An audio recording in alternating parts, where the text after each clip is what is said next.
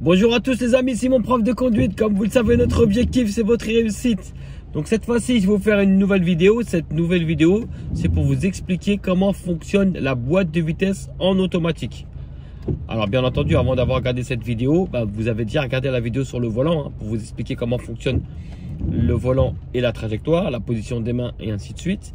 Et une fois que vous avez fait cette vidéo, on enchaîne avec la boîte de vitesse. Alors je vais d'abord vous expliquer la boîte de vitesse. Je vais vous expliquer à quoi correspondent les lettres. Ensuite, on va expliquer comment fonctionne la boîte de vitesse avec les lettres, à quel moment les utiliser, pourquoi on les utilise et comment.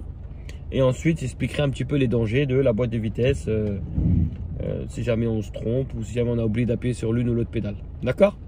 Voilà les amis, à tout de suite. Alors voilà la fameuse boîte de vitesse automatique. Alors contrairement à une boîte manuelle en fait vous aurez des chiffres qui vont de 1 à 5 avec la lettre R. Là en fait contrairement à la boîte manuelle, une boîte automatique c'est pas des chiffres mais c'est plutôt des lettres. On a le P, on a le R, on a le N et on a le D. Et je vais vous expliquer à quoi consistent les lettres. Qu'est-ce qu'elles veulent dire? Alors le P en fait, le P c'est pour se garer, se parquer. Parking, P comme parking, d'accord? Pour se parquer, pour se garer. R comme reculer. N c'est nul, neutre, quand on veut utiliser aucune vitesse. Et le D, en fait c'est pour démarrer. Et on l'appelle drive, démarrer. Alors il y a certaines boîtes de vitesse qui n'auront pas le PRND. C'est souvent les boîtes de vitesse automatiques sur les Citroën. Citroën, ils ont choisi de mettre le A, je crois, à la place du D. Et le R, il y est toujours. Donc, ils ont juste mis un A. A pour avancer.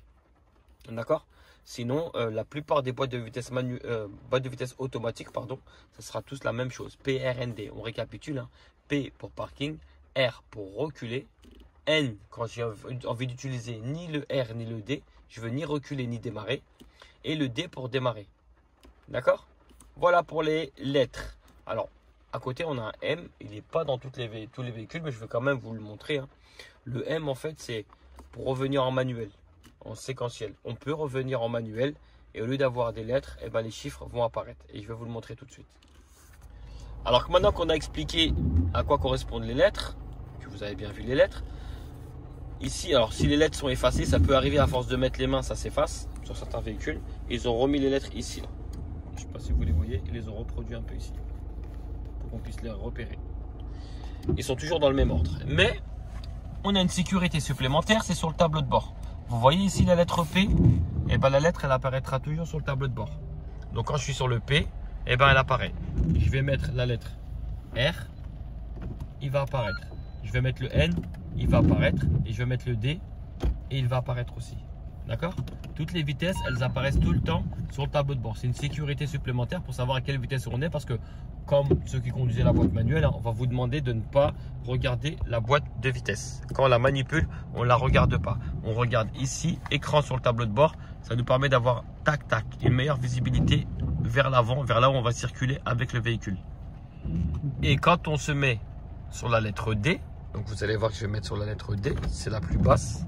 Quand je suis sur le D, regardez, au moment où je vais enclencher la boîte sur le côté, donc regardez bien, le D va se transformer en manuel. Clac, mais il n'écrit pas M, il écrit 1. 1 pour la vitesse 1 en manuel. Si j'appuie en bas, 2, 3 et ainsi de suite. Si je rappuie en haut, ça redescend.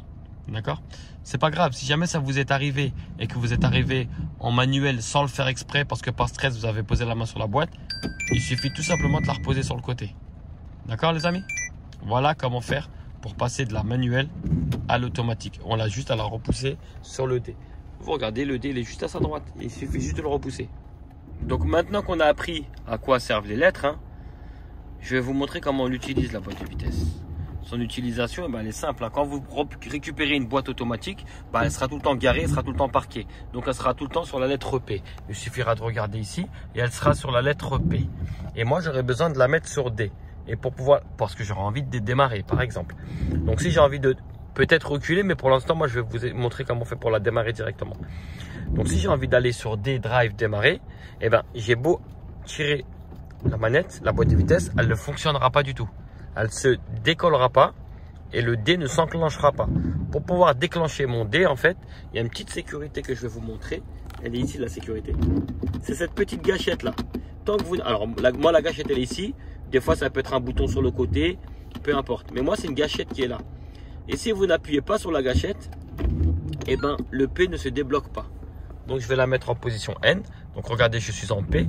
Et j'appuie. Si je tire la boîte de vitesse, ça ne fonctionne pas. Elle reste sur P. Donc, ce que je vais faire, c'est que je vais appuyer sur ma gâchette. Et je vais la descendre sur le N. Voilà. Et cette petite gâchette là que je vous ai montré, on va l'utiliser pour le P et pour le R. Pour ces deux lettres là, on va utiliser notre petite gâchette. Et le P et le R.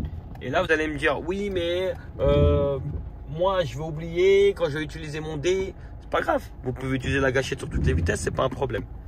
Regardez, par exemple, si je vais aller du N au D, je vous montre de suite. Hein. Donc là, je suis sur le N. La boîte de vitesse, je vais la descendre. Je suis toujours sur le N. Hein. Et regardez, sans appuyer sur la gâchette, elle va sur le D. J'ai pas besoin de la petite gâchette. En remontant, je reviens sur le N. D'accord? Maintenant, si je veux la mettre sur R, c'est impossible. Je peux pas. Je suis dans l'obligation d'appuyer sur la fameuse gâchette. D'accord? Maintenant, c'est pas grave. Hein. Si vous appuyez pour la mettre sur D, on peut aussi. Hein. C'est pour ça que je dis c'est pas très grave si vous appuyez sur la gâchette pour toute la vitesse. Toutes les vitesses, c'est pas grave. Appuyez dessus et voilà. La seule chose, c'est qu'à un moment ça bloque, pensez à appuyer sur la gâchette.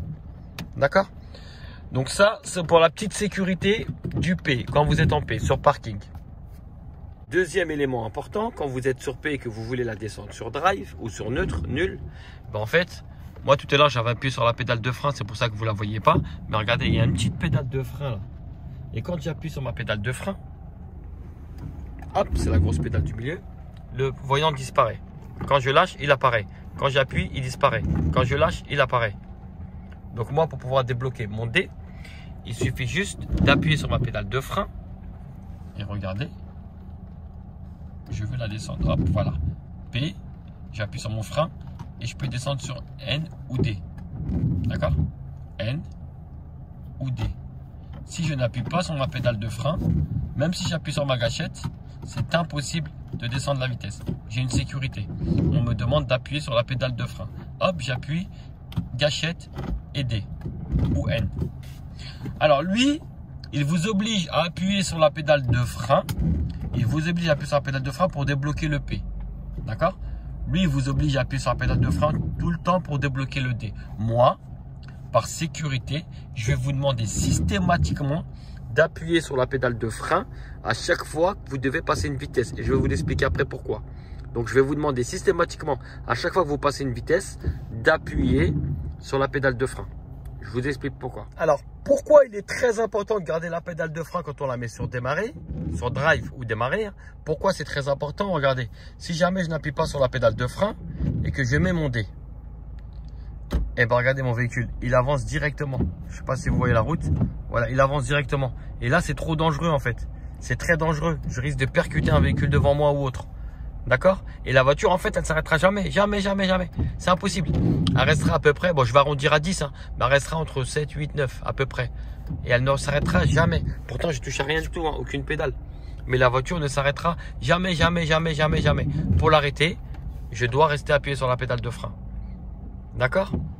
Si jamais vous démarrez, donc si jamais vous démarrez et que vous n'appuyez pas sur la pédale de frein et que vous mettez le drive direct, le démarrer, qu'est-ce que votre véhicule risque de faire? Il risque d'avancer. Et là, c'est beaucoup trop dangereux. Vous risquez de percuter le véhicule devant vous, le piéton devant vous. Voilà, vous risquez de faire une petite boulette. C'est la raison pour laquelle, quand vous allez utiliser la boîte de vitesse, dans n'importe quel cas, vous gardez le pied sur le frein, vous appuyez sur la pédale de frein et à ce moment-là, vous pouvez utiliser la vitesse que vous voulez. D'accord? Pareil pour le R. Hein. Donc là, je vais lâcher ma pédale de frein. Si j'ai le malheur d'appuyer sur le R, regardez, je vais mettre mon R. Voilà. J'appuie pas sur le frein. Qu'est-ce qui fait mon véhicule directement? Il recule. Et ça, c'est très, très, très, très dangereux, les amis. Très, très dangereux. C'est la raison pour laquelle, à chaque fois qu'on passe une vitesse, on conserve le pied sur la pédale de frein, les amis. C'est très important. D'accord? Alors, je vous ai expliqué le P. Pour se garer, hein, là, on va dire que j'ai fini, je vais me garer. Parking, frein à main. Admettons que j'ai envie d'avancer, ben, je remets mon D. D'accord? Je remets mon D en conservant le pied au frein, bien sûr, sinon le véhicule avance. Et je lâche mon frein. Mais comme l'allure est assez lente, eh ben, je dois accélérer pour démarrer. Et si je souhaite m'arrêter à cause d'un feu rouge ou un stop ou un piéton, on va dire un feu rouge, je dois garder le pied au frein. Si j'ai le malheur de lâcher mon pied de la pédale de frein, j'enlève le stop and drive. Si jamais j'ai le malheur de lâcher mon pied de la pédale de frein, qu'est-ce que mon véhicule fait? Rappelez-vous, il avance les amis, il avance le véhicule et ça c'est très dangereux. Et des fois ça peut vous arriver, hein. Vous avez mal au pied, vous avez une épine sous le pied, vous avez un bout de verre qui est sous le pied, vous avez mal, vous voulez soulager votre pied. Et bien c'est à ce moment-là qu'on va utiliser le neutre, les amis.